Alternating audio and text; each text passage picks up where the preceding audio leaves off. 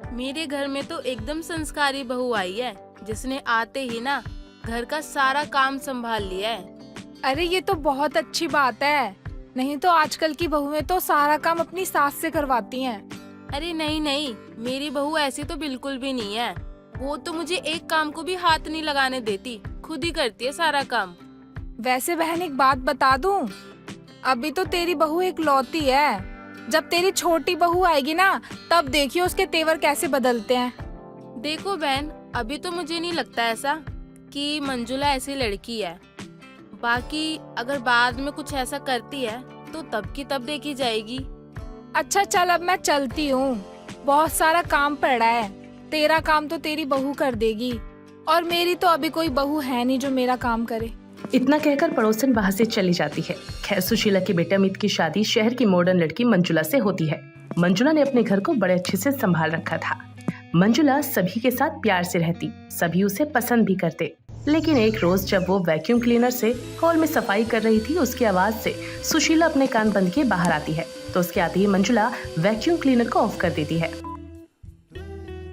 क्या हुआ मम्मी जी, आप तो सो रही थी ना? किसी तरह की परेशानी है क्या आपको? कुछ चाहिए आपको? चाहिए तो कुछ भी नहीं बहू, लेकिन ये जो तेरी मशीन है ना, इसकी आवाज सुन के ना मेरी नींद खुल गई। और बेटा इसकी जगह ना कभी कभार झाड़ू का भी इस्तेमाल कर लिया कर। मम्मी जी, मशीन पुरानी हो गई है ना, इसीलिए आवाज करने लगी है ज्यादा। मैं इसको एक बार दिखा लूंगी।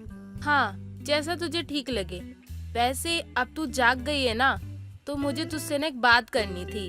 अच्छा, मैं क्या सोच रही थी ना कि रोहन की शादी कर दूं। अच्छा एक बात बता, तेरी माँ ना एक लड़के के बारे में बात कर रही थी, है ना? हाँ मम्मी जी, वो मेरी दूर की कजन है ना रूहानी।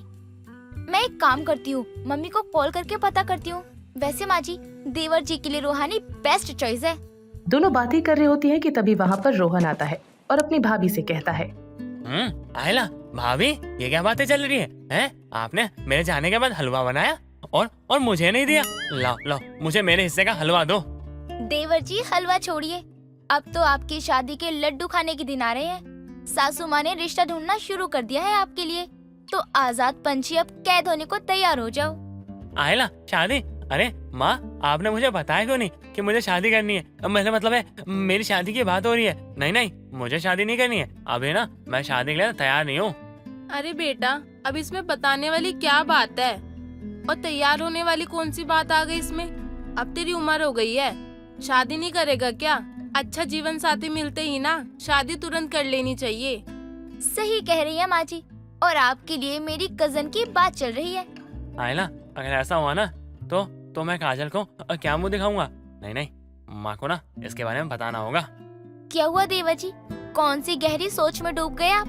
आयला कुछ नहीं, मुझे क्या होगा? मुझे कुछ नहीं होगा। मैं तो ठीक हूँ। हाँ, लेकिन माँ, मुझे ना आपसे ना कुछ बात करनी है, वो भी अकेले। अकेले में? ऐसी क्या बात हो गई बेटा जो तुझे अकेले में बात करनी है? रोहन की बात सुनकर मंजू ने कमरे में चली जाती है और रोहन अपनी माँ से बात करता है। सुशीला अपने बेटे की पसंद से उसकी शादी फिक्स कर देती है। ठीक 1 महीने बाद घर में सुशीला अपनी छोटी बहू काजल का स्वागत करती है। मंजुला काजल को देखकर मुंह बनाते हुए कहती है, क्योंकि उसकी कजिन बहन से छोड़कर काजल से रोहन की शादी जो करवा दी थी। मम्मी जी, गांव की बहू लाकर मिल गई खुशी आपको। पता नहीं देवर जी को इस गांव की लड़की से प्यार कैसे हो गया। मेरी बहन के साथ इनकी कितनी अच्छी जोड़ी बन रही थी। अब बहू, रोहन को काजल पहले से ही पसंद थी, तो भला हम इसमें क्या ही कर सकते हैं? मैं अपने बेटे के पसंद को कैसे मार सकती हूँ भला? हाँ हाँ सही है। अब ये देहातन आ गई है ना घर में, तो देखना सारे की सारे घर को गांव बना देगी। अरे जेठानी जी, काहेला हमका ताना दे रही हो?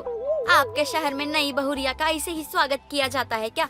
अब हम आपकी देवरानी हैं, ये बात समझ लीजिएगा। बड़ी बहू, रोहन की लाइफ है, वो जिससे चाहे शादी करे। अब वो उसे पसंद करता है तो उसी से तो शादी करेगा ना।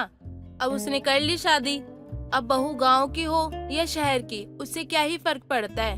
अब जो भी है जैसी भी है, इस घर की बहू है, तुझे मानना होगा। जय हो सासू मैया की। देखिए जेठानी जी, ऐसा विचार रखना बहुत अच्छी बात है। जल्दी से हमें अंदर बुला लीजिए।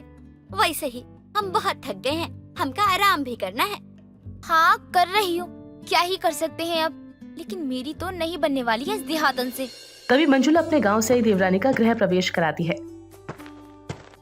समय बीतता है। अब सुशीला की एक बहू तो शहर की थी, दूसरी ग्रामीण इलाके में पली बड़ी थी। दोनों के रहन सहन और काम करने के तौर तरीके अलग थे, जिसके चलते दोनों के आपस में नहीं बनती थी। अक्सर एक दूसरे से बहस किया करती। माँ जी, ये अपनी छोटी बहू से कह दो कि डाइनिंग टेबल पर हाथ से चावल न खाए। जब देखो तब हाथ से खाने लग जाती है। बेटा, अब उसे जैसे अच्छा लगता है वो वैसे ही खाएगी ना। उसे चम्मच के साथ खाना नहीं पसंद तो हाथ से खा रही है, तो इसमें क्या ही दिक्कत है। यार मेरा तो मन खराब हो जाता है, तो मैं अब से यहाँ बैठकर खाना ही नहीं खाऊंगी। ई भला कोनो बात हुई क्या जेठानी जी? हमका हाथ से खाना पसंद है तो हाथे से न खाएंगे। अब आपको चम्मच से खाना पसंद है तो चम्मच से खाइए। हमका तो जैसे पसंद है हम वैसे ही खाएंगे। हम तो कहते हैं आप भी हाथ से खाइए, बहुत ही स्वाद आएगा। तुम ही खाओ, मुझे ना ज्यादा ज्ञान देने की जरूरत नहीं है। तुम दोनों का तो रोज का हो गया है, ना जाने तुम कब शांति से रहना सीखोगी इस घर में। खैर, अब तो ये रोज का हो गया था। वहीं एक दिन की बात है, काजल हॉल में सोफे के नीचे झाड़ू लगा रही थी। वहाँ से इतनी धूल निकलने पर वो कहती है, अरे मोरी मैया, सासू मैया, इस सोफा के नीचे कौन से जन्म से झाड़ू नहीं लगी थी? बाप रे बाप, यहाँ तो ये रेगिस्तान बना पड़ा है। लागत है काम वाली ढंग से सफाई नहीं करत है का? अरे किसी काम वाली ने नहीं, बल्कि हमारी जो बड़ी बहू है ना, उसने सफाई की है। वो एक मशीन लाई थी ना, उसी से हरदम साफ करती रहती है। हमका तो लागत है मशीन खराब है। मम्मी जी, ये लीजिए आपकी हर्बल टी। बल्टी, ये कौन सा चाय होवत है? सासू मैया, इनका पीने से हमका ताकत आई का? भला इसमें कौन शक्ति आवत है? शक्ति का तो नहीं पता, लेकिन हाँ, इसे पी के ना उल्टी जरूर आती है। थोड़ी कड़वी होती है ना, इसलिए। लेकिन मम्मी जी की हेल्थ के लिए बिल्कुल परफेक्ट है ये। अरे ये सब पानी वाला चाय में कोनो स्वाद होवत है क्या? सासू मैया तनी ठहरिए, हम आपके लागी दूध वाला एकदम मस्त चाय बना के लावत हैं। फिर ओका पी के देखिएगा कितना मस्त लागत है। काजल मंजुला को झाड़ू पकड़ाकर किचन की तरफ चल पड़ती है। कुछ देर में वो चाय बनाकर अपनी सास को देती है, जिसे सुशीला पीती है। तो मंजुला झाड़ू पटक कर कहती है, मम्मी जी, आपको मीठी और दूध वाली चाय मना है ना? आप भूल गई क्या? आपके लिए ये सही है, और कल की आई क्या जाने आपकी हेल्थ के बारे में। हम सब जानते हैं जेठानी जी, हमका आप पागल ना समझिए। हाँ, और ये तो मीठी भी नहीं है, और छोटी बहू ने तो इसमें दूध भी बहुत कम डाला है। लेकिन उसके बाद भी चाय ना बड़ी अच्छी बनी है, पी के मजा ही आ गया। वही तो, ये हमारे गांव की स्पेशल चाय है। और जेठानी जी, हमको भी सासू मैया की सेहत का बहुत ख्याल है। बाकी उनके पसंद का ख्याल रखना हमारा फर्ज है। वाह बहू वाह, अब तो तू ही मेरे लिए हमेशा चाय बनाया करेगी। ये गाँव वाली तो मुझ पे भारी होती जा रही है, पर मैं भी शहर की गोरी हूँ। अपना जलवा तो दिखा कर ही रहूंगी। इतने सालों से मैंने इस घर में अपनी जगह बना रखी है, इतनी जल्दी ही किसी को आने नहीं दूंगी अपनी जगह पर। अगली सुबह मंजुला अपने लिए नाश्ते में मजेदार कचौड़ी बनाती है। तभी काजल अपने बनाए हुए फ्राइड राइस लाकर टेबल पर रख देती है, जिसकी खुशबू से सभी अपनी प्लेट में फ्राइड राइस ही परोस लेते हैं। तभी मनोज कहता है, क्या बात है, आज नाश्ते में फ्राइड राइस? मंजुला, आज तुम्हारा मन कैसे बदल गया? कचौड़ी को कैसे रिप्लेस कर दिया?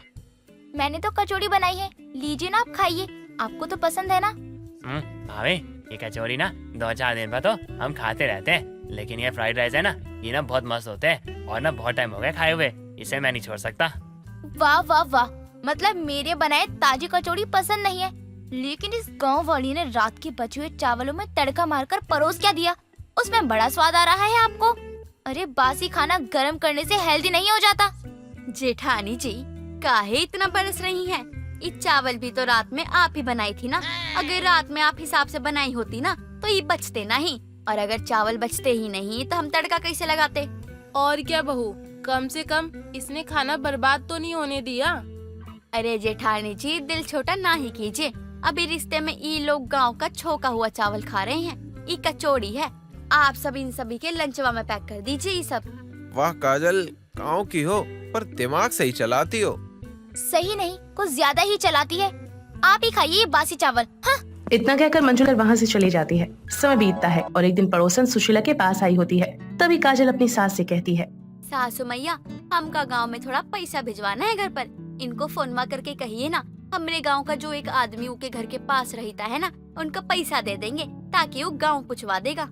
अरे बहू, पैसे पहुंचाने के लिए किसी के हाथ में देने की क्या ही जरूरत है। जिसको पैसों की जरूरत है उसी को पहुंचा दे सीधा। पर कैसे सासू मैया, वो तो ग्रामीण इलाका है ना, हम या कोई और कैसे पहुँचाएगा पैसा? अरे तेरी देहातन बहू को कुछ पता नहीं है क्या? अरे सुशीला, तू कैसी बहू लेकर आई है अपने बेटे के लिए? हाँ तो क्या हुआ, छोटी बहू को नहीं पता तो, लेकिन बड़ी बहू को तो पता है ना। काजल रुक, मैं अभी बताती हूँ। बड़ी बहू, ओ बड़ी बहू, इधर आओ। हाँ मम्मी जी, क्या हुआ? सब ठीक तो है ना? अरे इसको ना किसी को पैसे भेजने हैं, तो तू तो जानती है ना कि ऑनलाइन पैसे कैसे भेजते हैं, तो इसे बता दे जरा। अच्छा, तो आपके इस गांव वाली बहू को शहर वाली बहू की मदद की जरूरत पड़ गई। ए जेठानी जी, अब मदद तो अपनों से ही मांगी जाती है ना, और मदद मांगने में कैसी बुराई। हमको कोई काम नहीं आता तो आप हमको सिखा दीजिएगा। ठीक है, जिसे पैसे भिजवाने हैं ना, उसका अकाउंट, मेरा मतलब बैंक खाता है ना? हाँ बिल्कुल है।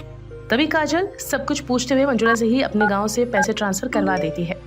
कुछ देर बाद काजल के पास गांव से कॉल भी आता है, तो काजल कॉल को कट करते हुए कहती है, हाय दैया, अभी पैसा भेजे और उनको मिल हो गया। जेठानी जी, आपको ये काम कैसे आता है? भले ही मैं मशीन से सफाई करती हूँ, तुम्हारी तरह बासी खाने को स्वादिष्ट नहीं बना सकती, लेकिन मैं शहर में पली बड़ी हूँ, पढ़ी लिखी हूँ अच्छी खासी, इतना नहीं जानूंगी क्या? हाँ तो हमका भी तनिक सिखा दीजिएगा ये सब। ए सुशीला, तेरी बहू तो बहुत बड़ी बड़ी बातें करती है, क्या बात है? हाँ तो क्या हो गया आंटी जी, उसे कोई चीज नहीं आती तो वो सीख रही है ना।